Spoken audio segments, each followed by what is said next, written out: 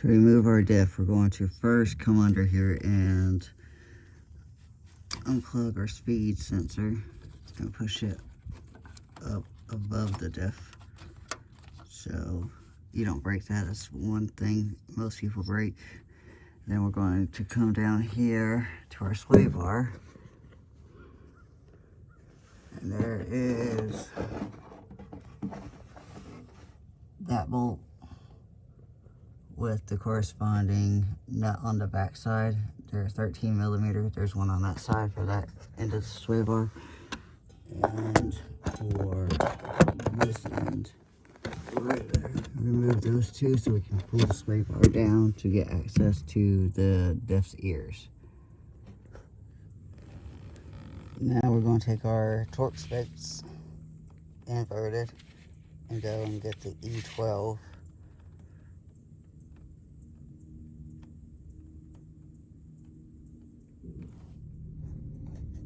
To remove the actual axle from the diff. Sometimes, like you see right there, you have to press the axle boot back to get it seated on there. Make sure you have it seated on here very good, because these like to strip. This is the setup I like to use. There's 6 all the way around. I'll take the 5 off, and then I'll find where the band that has the big lump on it for the CV axle, because it makes it harder. So I put this on and make sure it's on there good, and I take a rubber mallet and tap it on there to where it'll seat on there, and then I take this whole thing, and then because once you got all the rest loosened, this one's not going to pull out because of that, so it's going to pull the whole CV axle out of the diff. I'll move the whole thing out. There's one like this on each side. All right, now that I got it out, you have a better look. There's hardly any space to get that on because of the crimp for the boot. But once you got it out, it's out. There's one like that on each side. Now that we got our torques out of that, we are going to move up to the nose and tackle the drive shaft bolts, which is a 16. Okay, with the drive shaft bolts, they're 16 millimeters. You see that I got the top 2 on each side undone. What I did was I put it in gear, loosened them, turn them towards the passenger side of the car, and then I went back up into the car, put it in gear, pulled it out of gear, rotated it. That's why we take each CV axle out, so we can rotate it. And now I went back up and put it back in the gear. Now I'm going to break these 2 loose. Then after that, we're going to tackle the front bolt right here of the diff, which I believe is a 18, and then the 2 back ears, which I believe is a 19. Shaft bolts off, you need a open-in or closed-in wrench.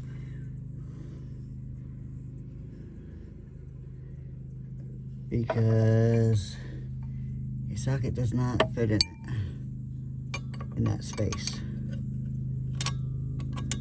Now that you have your drive shaft bolts out, you have the front diff bolt 18. I just cracked it 2 turns. I went ahead and got my jack and supported the diff itself. And now we're going to pull the sway bar up and then down on each side. And down out of the way like that, so we can access the 2 ear bolts for the rear of the diff. Right here. But before we loosen and take out the front one, we're going to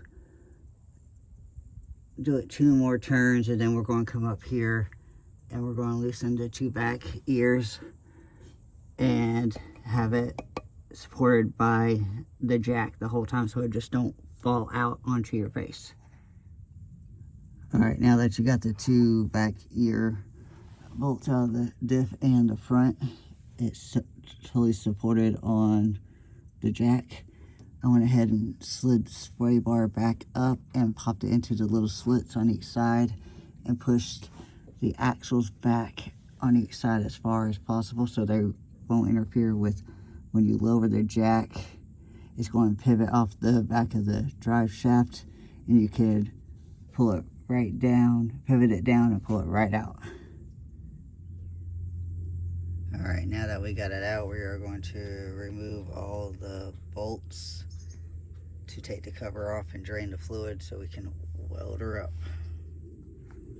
Alright, now that we removed all 6 16mm bolts, we popped the cap off and drained the fluid.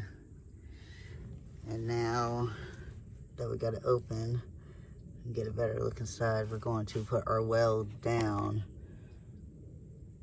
We're going to weld right here to make this gear connect to this gear, and same on this side, this right here in the corners, each corner. And then once we do that, we're going to, I have a piece of metal that we're going to cut down the sides, and we're going to weld the plate, and then we're going to turn it on to the other side and do the exact same thing. Weld each corner and then weld the plate. And fill it back up, and then we will have a welded diff.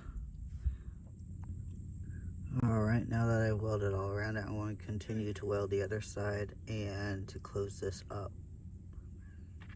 And then we'll put it back in the car after we fill it up and clean it out. Alright, now that we have the plate welded in on both sides, I filled it up with the fluid, and now we're going to take the gasket maker and put the gasket around and put the casing cover back on.